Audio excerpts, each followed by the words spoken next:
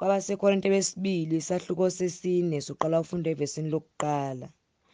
Ngakho lokhu sinale nkonzo njengokuba sahawukelwa asidangali, kodwa sizilahlile izinto ezifihliwe zehlazo. Asihambi ngobuqili, asiliphambanisi izwi likaNkulunkulu, kepha ngokuveza obala iqiniso sizincoma kunembeza wabantu bonke phambi kukaNkulunkulu.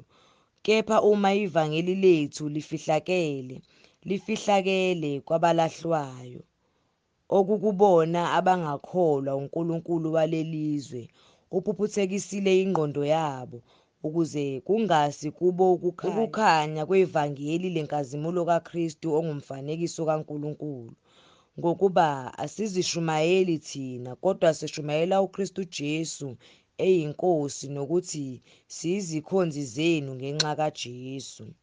Ngokuba uNkulunkulu owathi akuvele ukukhanya ebumnyameni kukhanye, nguye owakhanyisa ezinhliziyweni zethu ukuba kukhanye ukwazi inkazimulo kaNkulunkulu ebusweni bukaKristu. Kepha le ngcebo sinayo ezitsheni zebumba, ukuze ubukhulu bamandla obukhulu kakhulu bube ngobukaNkulunkulu, bungabi ngobuvela kithi. Siyacindezelwa nxazonke kodwa asinyinyekile, siyaxakeka kodwa asidikibali, siyazingelwa kodwa asidelwa, siwiswe phansi kodwa asibhujiswa. Sithwele njalonjalo emzimbeni wethu ukufa kukaJesu, ukuze nokuphila kukaJesu kubonakaliswe emzimbeni wethu. Ngokuba sisaphila sinikelwe njalo ekufeni ngenxa kaJesu,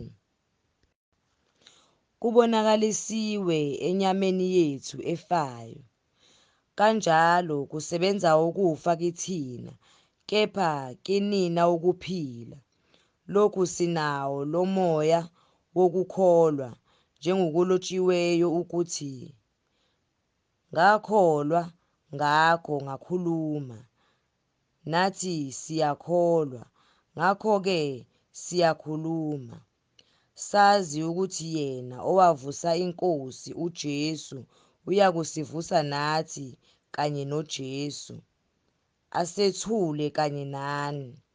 Ngokuba konke kwenziwa ngenxa yenu, ukuze umusa ngokwandisa kubo abaningi uvamise ukubonga, kube ludumo kuNkulunkulu.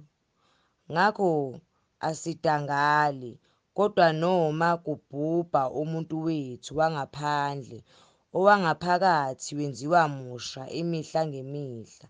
Ngokuba usizi lwethu olululana olungolomzuzwana luyasisebenzela, isilinganiso esikhulu kakhulu senkazimulo emiyo phakade. Thina asingabheki okubonwayo, kodwa okungabonwayo, ngokuba okubonwayo kungokwesikhashana, kepha okungabonwayo kungokwaphakade.